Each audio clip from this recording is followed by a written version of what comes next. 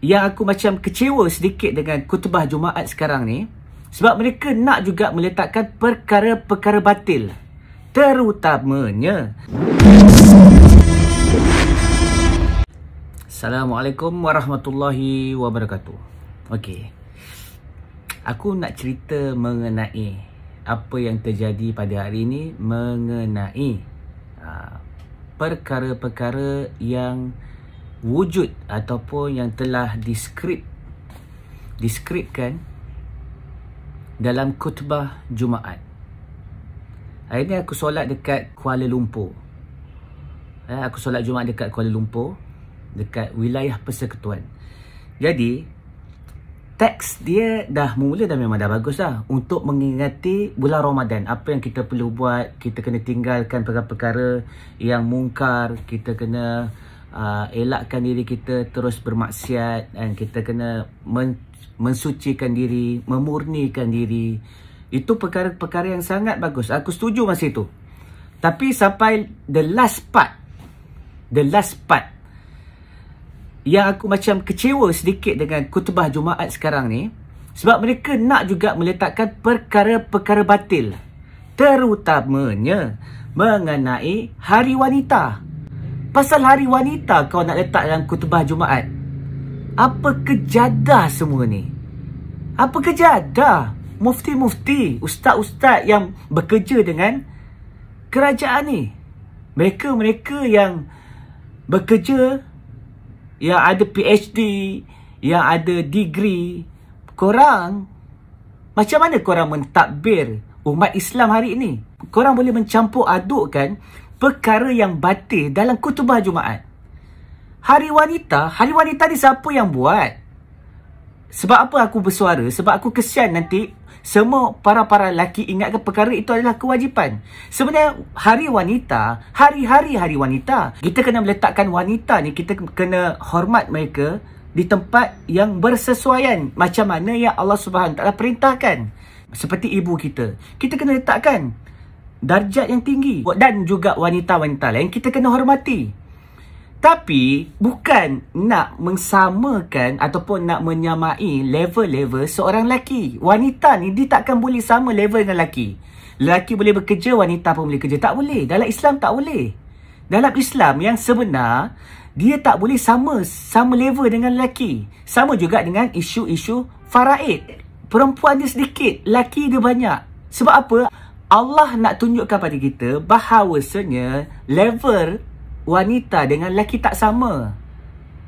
Faham tak? Hari ni macam mana perkara macam ni boleh wujud dalam khutbah Jumaat? Perkara ni tak perlu diwujudkan pun. Hari ni berapa ramai seorang lelaki yang ingatkan perkara ni kita kena, hari ni Hari Wanita, kita kena raikan.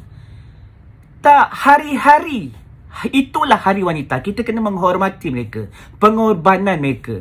Dalam Islam, dia ada prinsip, iaitu prinsip zakat.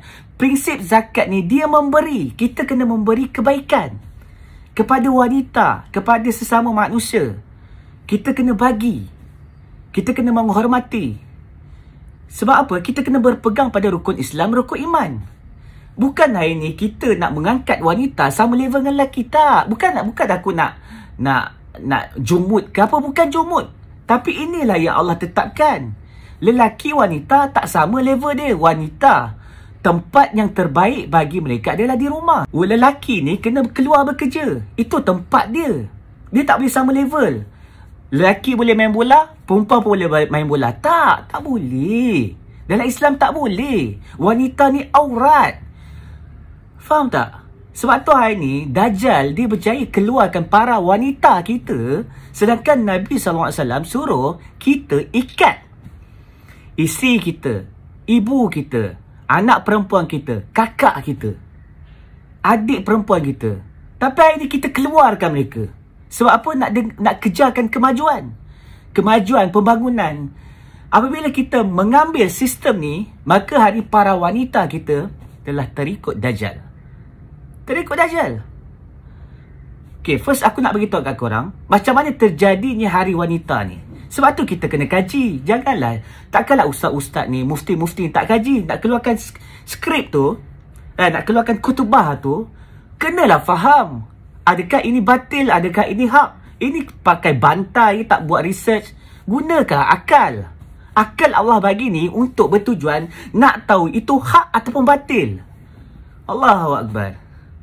Okey, asal usul yang radikal mengenai Hari Wanita ni.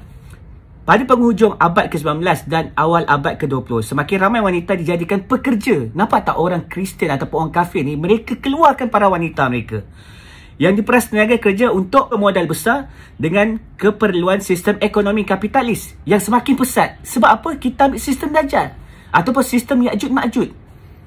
Faham tak hari ni? Pembangunan yang kita ambil ni sistem Ya'juj Ma'juj. Pertumbuhan pekerja wanita yang pesat ini membolehkan perkembangan pesat dalam gerakan menuntut hak wanita, khususnya di kalangan wanita kelas pekerja di Eropah. Kita bukan ikut Eropah. Kita takkan kita hari ni nak ambil semua ilmu daripada Eropah. Tak boleh. Kita ni ada cara kita, cara Islam macam mana yang dibawa oleh Nabi Muhammad SAW. Di Eropah, Parti Demokratik Sosial Jerman SPD, sebuah parti kelas pekerja yang berhaluan kiri, pada masa itu telah membentuk satu gerakan pekerja wanita sosialis di negara Jerman. Satu biro dalam SPD yang dipimpin oleh wanita telah ditubuhkan pada tahun 1891 dengan Clara Zetkin. Clara Zetkin yang buat benda ni. Bukan orang Islam Kenapa mufti-mufti tak nak kaji benda ni? Ni pakai bantai Kita memang dalam Islam memang kita meletakkan wanita ni satu level yang tinggi, memula. Sebab tu Islam datang untuk memuliakan wanita. Bukan kita nak letakkan wanita ni sama level dengan lelaki. Tak sama. Allah dah bagi dah petunjuk. Allah dah bagi dah wanita sebegini, sekian-sekian. Lelaki begini. Dia tak boleh sama taraf. Satu biro dalam SPD yang dipimpin oleh wanita telah ditubuhkan pada tahun 1891 dengan Clara Zetkin, seorang tokoh kiri Jerman, menjadi pemimpin yang penting dalam organisasi tersebut.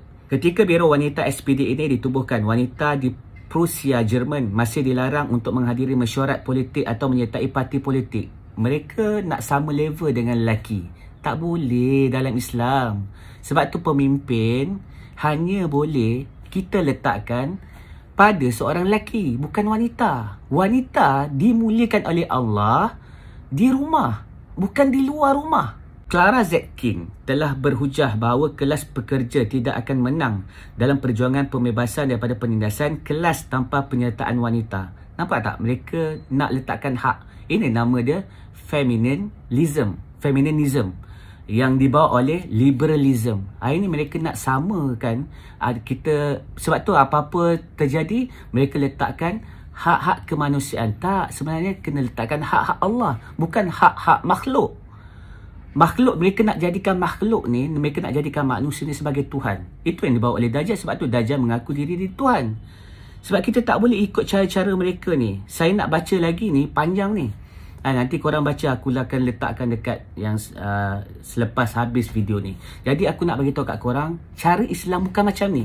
Cara Islam adalah kita mengangkat darjat wanita, memuliakan wanita dengan macam mana yang diajar oleh Nabi Muhammad SAW. Itu saja. Tak boleh lebih pada itu. Jadi kalau korang nak aku explain lagi, korang komen kat bawah, share, save, like dan bagi tahu apa pendapat korang. InsyaAllah boleh Jadi kita kena kembali kepada Islam yang sebenar. Rukun Islam, rukun iman. Ada ihsan dan juga tanda-tanda kiamat. Ini sebagai Islam yang sebenar. InsyaAllah. Yang paling penting, La ilaha illallah Muhammadur Rasulullah. Ini baru betul.